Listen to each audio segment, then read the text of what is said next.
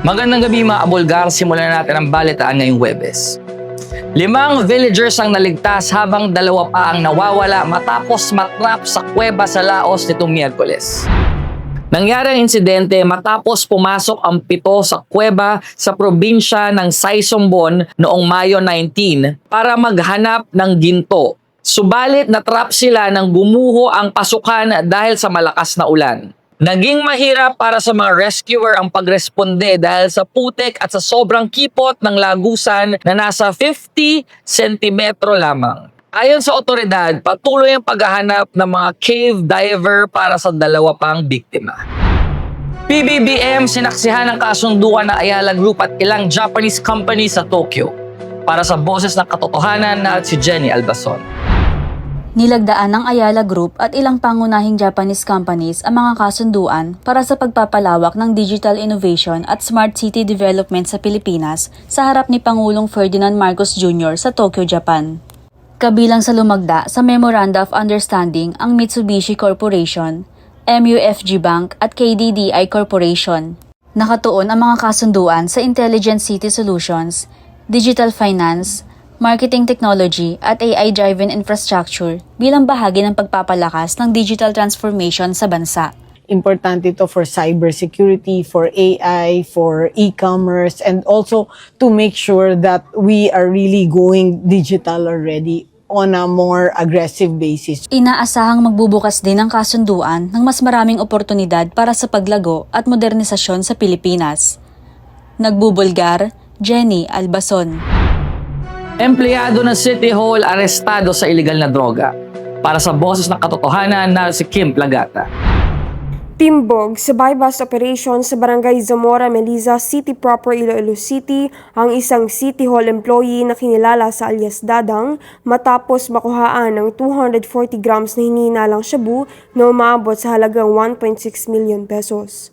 Pinangunahan ng operasyon ng Iloilo City Police Office, City Drug Enforcement Unit sa tulong ng Maritime Police, SWAT Team at Station 1. Kasalukuyan ng nasa kustudiya ng pulisya ang suspect na nahaharap sa kasong paglabag sa Republic Act 9165 o Comprehensive Dangerous Drugs Act of 2002. Nagbubulgar, Kim Plagata. ICC trial ni dating Pangulong Rodrigo Duterte sisimula sa November 30. Para sa Boses ng Katotohanan, narito si Brian Kitson. Matapos ang status conference hearing kung saan tinalakay ang mga kahilingan ng prosecution at depensa, inanunsyo ng International Criminal Court Trial Chamber III na sisimulan na sa Nobyembre 30 ang trial ni dating Pangulong Rodrigo Duterte. Inatasan ng korte ang prosecution na isumite ang final na listahan ng ebidensya at ang mga testigo bago mag-Agosto 31 upang mabigyan ng sapat na panahon ang depensa na suriin ang mga ito. Hihintayin pa rin ng ICC ang resulta ng panibagong medical assessment kay Duterte upang matukoy kung siya ay fit to stand trial. Sa ilalim ng Rome Statute, hindi maaaring i-waive ni Duterte ang kanyang pagdalo sa paglilitis kahit patuloy na kine-question ng kanyang kampo ang jurisdiction ng ICC. Nagbubulgar, Brian Kitson. At ngayon naman, balikan natin si Kim para sa Boses ng Bayan. Sa gitna ng mainit na issue at usaping kinahaharap ng bansa, mahalagang marinig ang boses ng karaniwang mamamayan. Magandang araw mga kabulgar, ako si Kim Plagata at samahan niyo kalamin ng pananaw ng masang Pilipino na sisimulan na ang paglilitis ng ICC kay dating Pangulong Rodrigo Duterte. Para sa akin kasi okay naman kasi si Duterte. Actually siya yung pinaka-nagustuhan kong presidente sa lahat. So para sa akin parang dismayado ako sa magiging resulta kung sakali mahatulan siya ng Sa akin gusto ko tuloy yung kaso para malaman ng mga tao kung ano talaga tunay na nangyari sa pinupukol na kasalanan niya sa bayan. I-February po na matuloy na po talaga yun is mabibigyan na po ng katarungan yung mga pamilyang nagawan nila ng mali, ng hindi tama. And syempre makakamit na nila yung station na matagal na nilang hinahanap.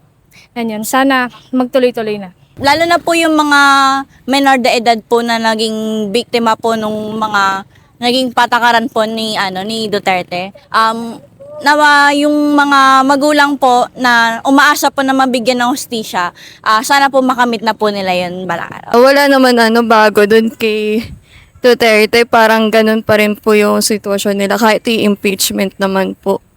wala rin naman nagbabago sa gobyerno. At yan ang mga opinyon na kalap natin sa araw na ito. Para sa Boses ng Katotohanan, ako si Kim Plagata, nagbubulgar.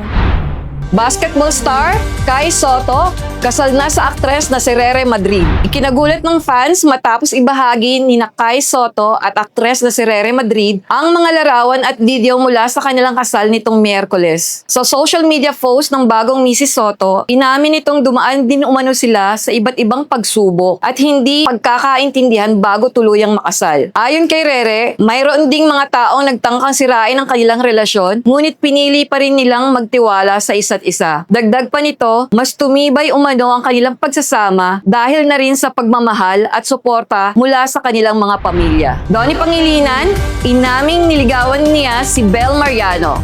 Para sa Boses ng Katotohanan, narito si Mabel Beron.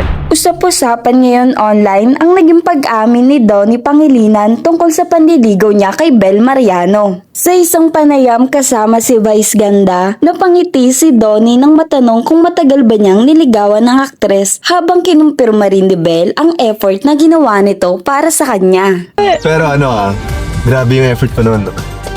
Oo. I think binigay ko naman. Oo, yes. Binigay.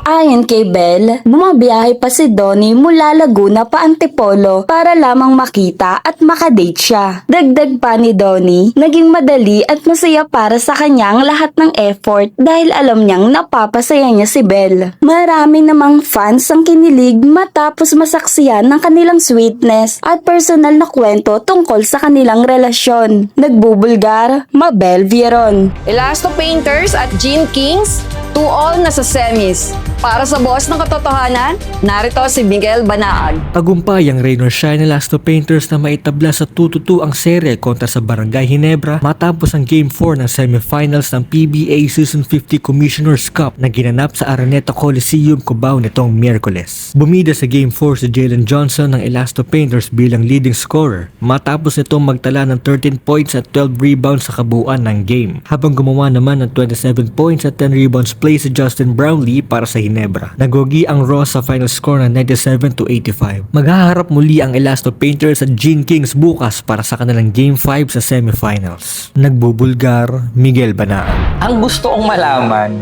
pag nagsimula na yung official trial ni Pangulong Duterte sa Hague, may mga makakasama na kaya siya.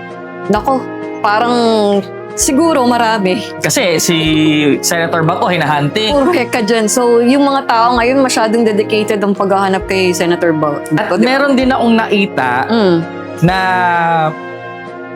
parang kasama ang pangalan ni Senator Bongo sa mga gustong hainan yata din ng kaso sa Hague. Sa Crimes Against Humanity. So, kasama na rin pala siya? Oo. My goodness. So, tingin ko nga, hindi magiging maganda ang Pasko ng mga Duterte.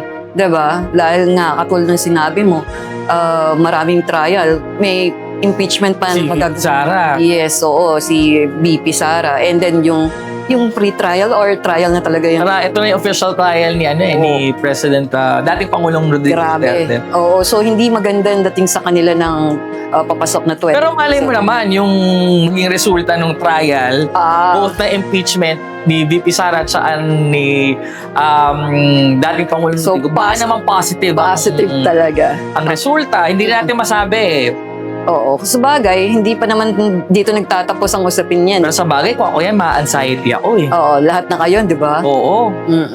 So yun lang naman ang iintayin natin sa mga sure, abangan to ng mga kabulgar natin. Correct. Okay. At yan ang mga boses na nangibabaw sa araw na ito. Ako si Feli Nang. At para sa iba pang detalye ng mga balita, tumutok sa aming website www.bulgaronline.com. At maaari rin kayong bumisita sa aming mga social media accounts. Ako si Fon Sedanyo. Sa panahong mahalaga ang katotohanan, paiingayin pa rin ang boses ng bayan.